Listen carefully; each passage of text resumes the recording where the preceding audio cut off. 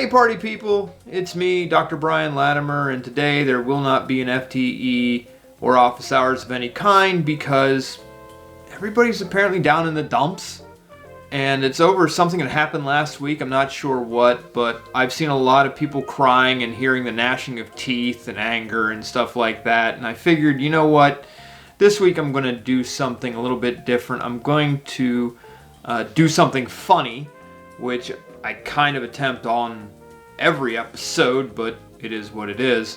So I was a part of a comedy class, and the other night was our graduation.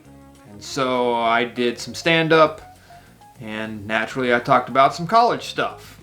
And hope you like it, hope you laugh. If not, I know my comedy's not for everybody, just like everything I talk about on here isn't for everybody. So sit back, enjoy my failed attempt at stand-up comedy. Maybe you get a kick out of it, maybe you won't, whatever. Next week, I'll get back to the serious stuff.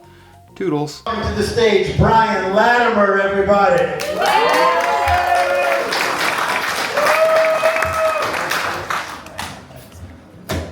Ooh, yeah, I am not accustomed to getting applause when I get up in front of people. Thank you for that.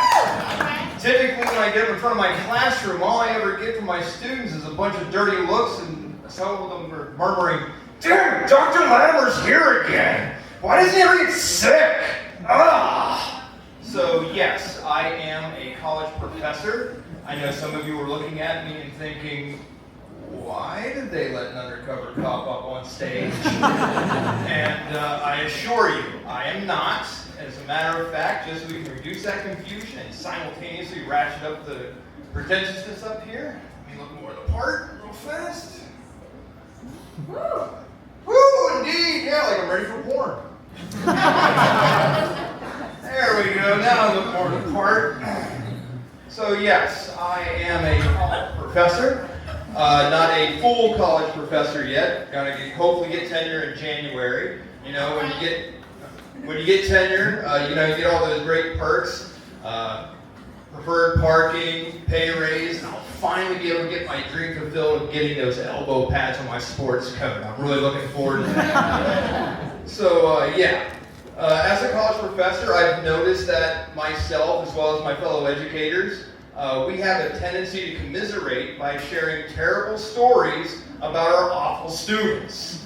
Not to say that they're all bad, especially Spencer's group back there, they're not all bad. Actually, we've got good ones, like Jenny. Jenny's great. Jenny comes to class, asks really good questions, and the work she turns in, mwah, love it. No, we typically talk about the students that live rent-free in our heads, like Jeremy. Jeremy is rock stupid.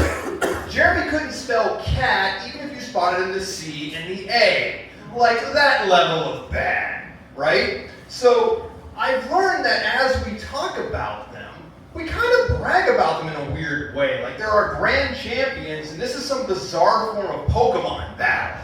It's like, Numbskull, I choose you! Dunderhead, go! Numbskull, you use ChatGPT. It's not very effective. So tonight I want to share with you one of my grand champions. I earned this one when I was getting my PhD. So back before I could have this ponytail, because in academia we have very strict standards on what you can and cannot do depending on your standing. And heaven help you if you violate those. So I was in charge of a public speaking class. In that class, they had to do a persuasive speech. And so I like to put my students in groups, have them spitball ideas, and then I come around, yada, yada, yada, look like I'm a professional. So I get to this one group, and this student had a really good idea.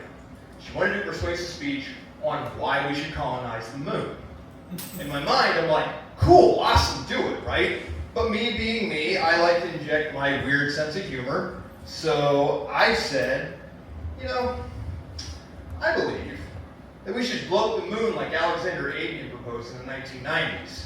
I mean, really, what purpose does it serve? It's just up there in the sky. Who needs it? Students were gracious. They gave me some pity laughter, much like all of you are doing for me tonight, giving me pity laughter. And that would warm my heart if I had one. And, they got, for the most part, that was a joke. However, there was one special angel who did not realize that that was a joke, and she gave me this death stare. The kind that you see from a 3-year-old who just discovered something and has to tell you right now. And what she said was so profound that I want this, honestly, etched on the back of my tombstone so humanity can witness it for all eternity. Okay? This is what she said, and I quote. But if we blow up the moon, then there won't be any more nighttime. Yes. The moment she said that, everything in the room stopped. All my students fell silent, my jaw's on the floor, and we're just staring at her like, what? And so she finally picks up on this a couple of minutes later, but picks up on this and naturally defends her position. And she's like, what? When the moon rises, it gives us night. Don't you people go outside? It's just like the sun.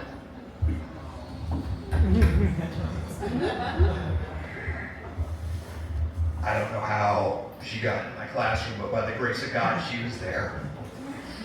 And I'm not condemning her for being there. But when you come to my classroom, I have 3 very simple rules to follow.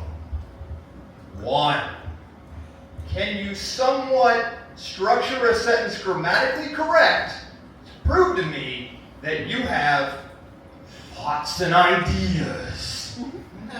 2, you can do the same thing with spoken words. And we can have a dialogue. And 3, for the love of God, know that the moon does not give us night. Jesus.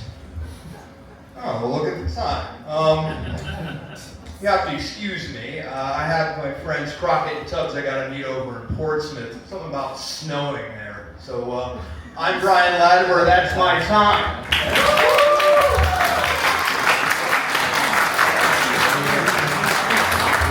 I swear he's an undercover cop. He is most likely selling weed after the show. Give it up for Brian Latimer. Sketchy.